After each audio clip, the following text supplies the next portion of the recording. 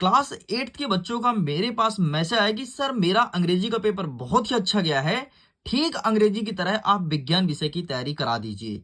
And अंग्रेजी के full solution का वीडियो भी मैं अपलोड कर दिया हूं, अगर आपने नहीं देखा तो जाइए जाकर के अपने नंबर को मिला सकते हो। देखो, अब तुम्हारे सामने कक्षा 8वीं के विज्ञान का लेकर के आ चुका हूं। अगर आप इस वीडियो को बहुत अच्छे देख के आते हो ना, आपको आइडियाज मिलेगा कि विज्ञान में किस प्रकार से प्रश्न पूछा जाएगा। वैसे तो विज्ञान एक कठिन सब्जेक्ट होता है, लेकिन इस वीडियो को देखने के बाद विज्ञान तुम्हें टफ नहीं लगेगा और तुम अपने क्वेश्चन को गेस कर पाओगे कि कौन कौन से क्वेश्चन, किस प्रकार से क्वेश्चंस हमारे एग्जाम में देखने को मिलेगा। ये आपके नेक्स्ट एग्जाम जो होने वाला है 19 नवंबर, उसके बेहतरीन तैयारी के लिए वीडियो मैं प्रेजेंट कर रहा हूं। तो चलिए स्टूडेंट, सारे क्वेश्चंस को क्रमशः कवर करते हैं, लेकिन उसके पहले देख लो 60 नंबर का टोटल आपका पेपर रहेगा और समय मिलेगा आपको 2.5 घंटे। इस 2.5 घंटे में सारे क्वेश्चंस को सॉल्व करना है। निर्देश देखिए, सभी प्रश्न को हल करना अनिवार्य है। प्रश्न का उत्तर आपको उत्तर पुस्तिका में लिखना है। यह एक अभ्यास प्रश्न पत्र है, आपके इसके परीक्षा से कोई वास्तविक संबंध नहीं रखता है। लेकिन एक चीज बता देता हूं, अगर इस वीडियो को बहुत अच्छे से पढ़ के जाते हो, अच्छे स्कोर गेन करोगे, टॉप करोगे अपने स्कूल में। प्रश्न क्रमांक 1 कह रहा है बहुविकल्पीय प्रश्न, जो कि रहेगा 1 से लेकर के 5 तक। निर्देश में लिखा है प्रत्येक प्रश्न के लिए आपको 4 विकल्प दिए जाएंगे, जिसमें से सही विकल्प चुन करके आपको अपने कॉपी में लिखना है। प्रत्येक प्रश्न के लिए आपको 1 अंक प्रोवाइड कराया जाएगा। जैसे पहला नंबर देखो, काटी गई फसल से बाजिया दानों को भूसा से अलग करने का कार्य किस मशीन द्वारा किया जाता है। इसका मतलब ये कह रहा है जो फसल आप लोग काट लेते हैं, काटने के बाद जो दाना को अलग करते हैं और भूसा को जो अलग करते हैं, वो किस मशीन द्वारा किया जाता है। ऑप्शन देखो, कंबाइन, कल्टीवेटर, सीड्रिल या कुदाली। तो इसका सही आंसर होगा option number A, combine is correct answer. इसी के माध्यम से अलग किया जाता है। आगे बढ़ते हैं, नेक्स्ट कह रहा है हमारा प्रश्न क्रमांक 2, लकड़ी के जलने से क्या निकलता है।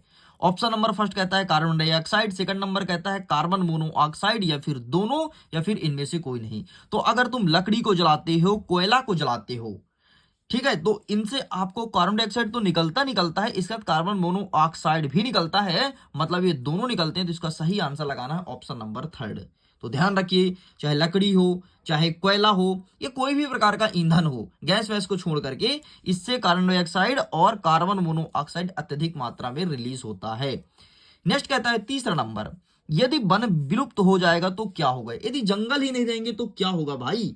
तो देखो, इसका यहां पर सही आंसर देखो कि वन में ऑक्सीजन की मात्रा बढ़ जाएगी, या फिर वन में कार्बन डाइऑक्साइड की मात्रा बढ़ जाएगी, या पौधों की संख्या में वृद्धि होगी। जब जंगल ही नहीं रहेंगे तो वृद्धि तो कभी होगी नहीं, कमी होगी, तो ये तुम्हारा होगा नहीं। ठीक है, नेक्स्ट क्या कहता है, तापमान कम हो जाएगा। तापमान बढ़ेगा भाई, कम नहीं होगा। तो क्या कहता है कि क्या होगा। तो इसका सही आंसर लगाएंगे कि कार्बन डाइऑक्साइड की मात्रा बढ़ जाएगी। ये आपका सही उत्तर हो जाएगा। नेक्स्ट आगे बढ़ते हैं, चौथा नंबर देखते हैं। चौथा नंबर कहता है विद्युत उपकरण तथा पेट्रोल जैसे चालक सिर्फ पदार्थ में लगी आग को नियंत्रित कैसे किया जाता है।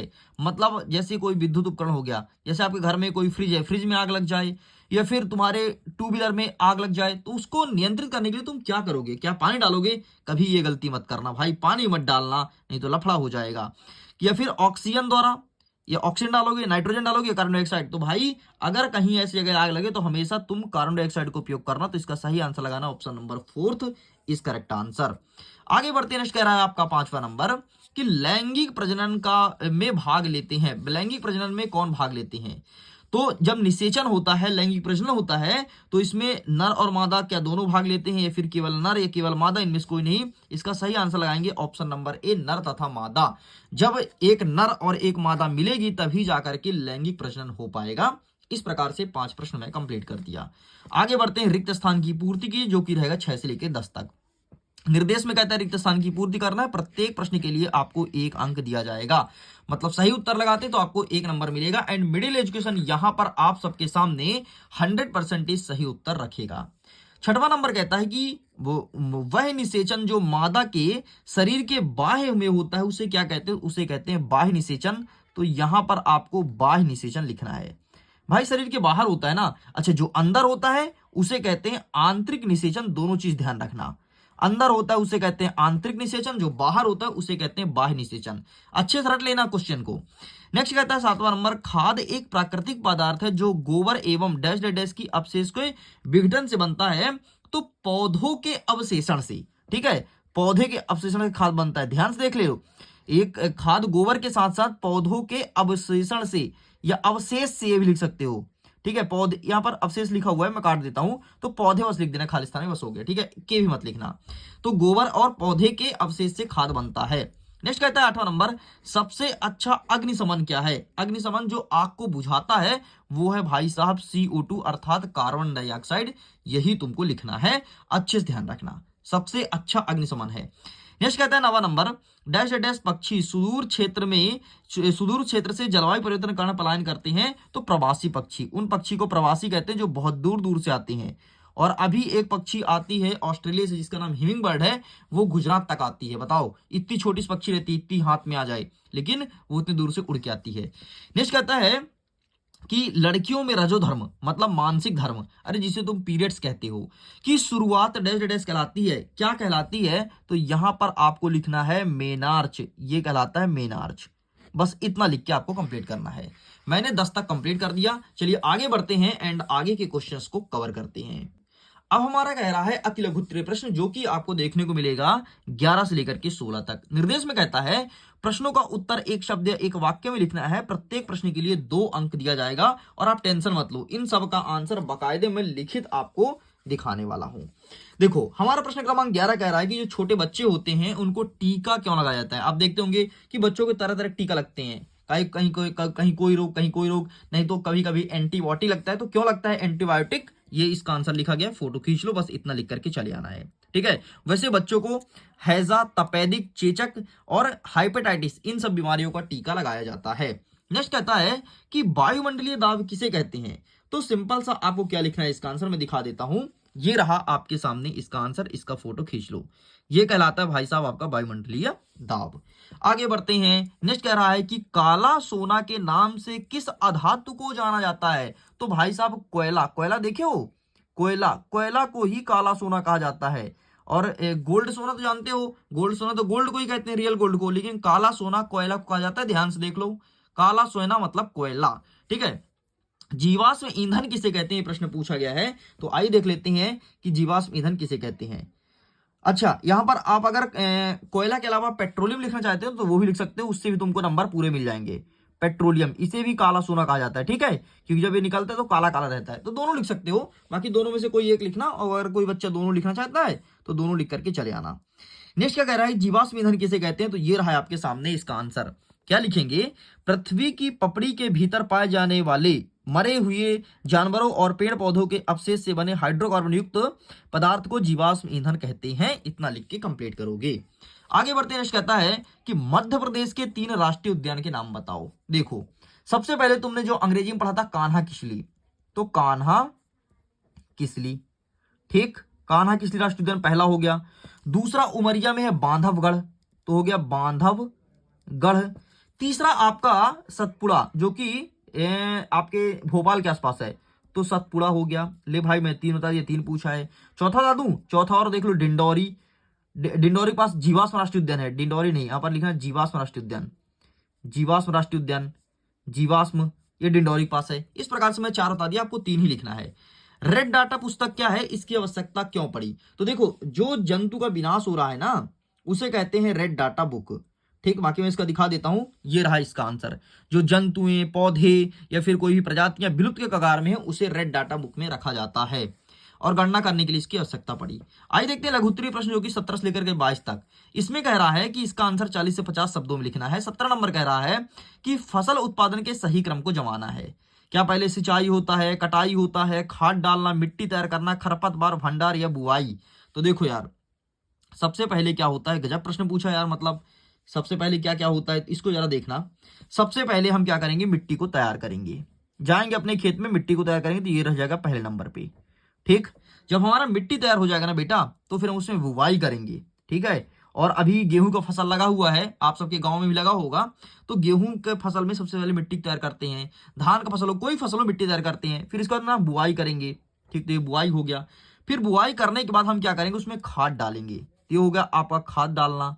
खाद डालने के बाद ना हम उसको सिंचाई करेंगे। भाई जब सब पड़ जाएगा बुआई बुआई, तो सिंचाई करेंगे, तो सिंचाई हो जाएगा। जब सिंचाई भी हो गया ना, तो कटाई करेंगे। 1 सेकंड, सिंचाई के बाद हम खरपतवार काटेंगे, ठीक है, खरपतवार काटेंगे तो खरपतवार आपको 5वें हो गया, फिर कटाई करेंगे, जाके लेके काटेंगे, फिर भंडारण करेंगे, मतलब घर में ला करके रख लेंगे।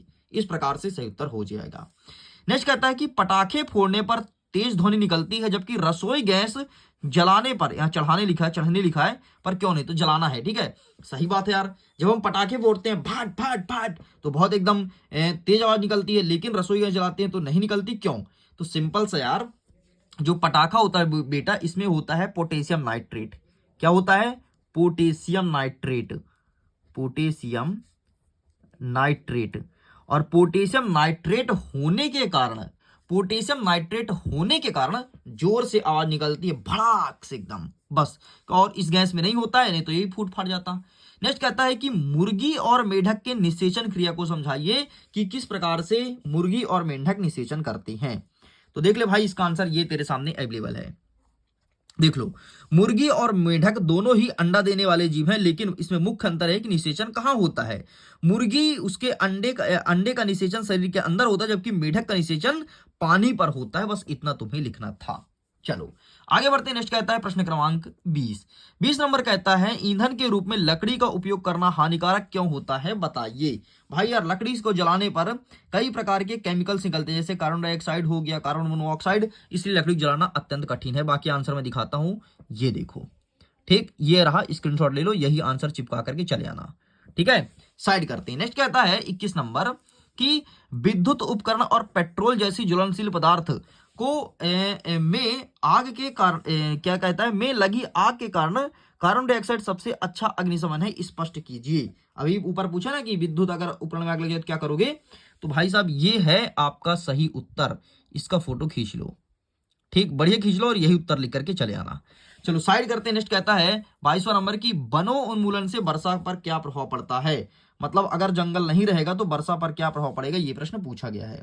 तो आइए मैं इसका आंसर भी आपके सामने रख देता हूं। तो ये रहा आपके सामने आंसर, इसका भी फोटो खींच लो कि वनों उन्मूलन से क्या प्रभाव पड़ेगा। साइड करते हैं। नेक्स्ट कहता है दीर्घोत्तरीय प्रश्न, जो कि कह रहा है 23 से लेकर के 26 तक। उर्वरक और खाद में अंतर स्पष्ट करो। क्या होता है उर्वरक, क्या होता है खाद, ये चीज पूछा गया है। तो ये हम आइए देख लेते हैं। तो ये आपके सामने रहा आंसर, यही लिखना है, इसी का फोटो खींच लो। नेक्स्ट आपका क्या कह रहा है, नेक्स्ट कह रहा है कि सूक्ष्म जीव हमारे दैनिक जीवन में किस प्रकार से उपयोगी हैं। सूक्ष्म जीव के बारे में 10 पंक्तियां लिखना है कि सूक्ष्म जीव हमारे लिए क्या क्या कर सकते हैं। भाई साहब, सूक्ष्म जीव तो बहुत ज्यादा उपयोगी हैं, इस चीज को ध्यान रखना, ठीक है। सूक्ष्म जीव से क्या होता है कि हमारा जो भोजन वोजन होता है ना, या फिर भोजन का जो खराब जम्स होते हैं वो सब भाई खत्म हो जाते हैं, ठीक। तो मैं चाहता हूं इसका आंसर एक बार आप अटेंड कीजिएगा, नहीं बनेगा तो दोबारा जब मैं इसको रिपीट वीडियो लाऊंगा रिवीजन, तो वहां पर आंसर बता दूंगा, ठीक। नेक्स्ट कहता है 25 नंबर लिंग निर्धारण प्रक्रिया को समझाओ कि लिंग का निर्धारण कैसे होता है। तो ये रहा तुम्हारे सामने आंसर, बढ़िया पूरा प्रक्रिया लिखा है, स्क्रीनशॉट ले लो, ठीक है, ये लो। चलिए साइड करते हैं। नेक्स्ट कहता है अंतिम नंबर कि टिप्पणी करना है आपको प्रोजेक्ट टाइगर में, या फिर टाइगर प्रोजेक्ट में, जो भी तुम बोलो उस पर टिप्पणी लिखना है, मतलब ये है क्या चीज, इसकी शुरुआत कब से हुई, क्या है, क्यों लाया गया। तो ये लिखा है इस पर टिप्पणी, इसका भी फोटो आप खींच लीजिए, ठीक है, प्रोजेक्ट टाइगर की शुरुआत, ठीक। तो ये रहा, प्लीज टेक अ स्क्रीनशॉट, इतना फोटो आपको क्लिक करना है और यही चिपका देना चुपचाप, ठीक है। इस प्रकार से स्टूडेंट्स मैं प्रश्न क्रमांक 1 से लेकर के 26 तक संपूर्ण प्रश्न का उत्तर आपको कंप्लीट करा दिया हूं, और मैं आपसे यही बोलूंगा अगर तुम सारे क्वेश्चंस को अच्छे से प्रिपेयर करके जाते हो, डेफिनेटली अपने एग्जाम में अच्छा स्कोर गेन करोगे। मैं वीडियो एंड करता हूं, एग्जाम के लिए ऑल द बेस्ट, खुश रहिए, पढ़ते रहिए, मुस्कुराते रहिए, बाय बाय।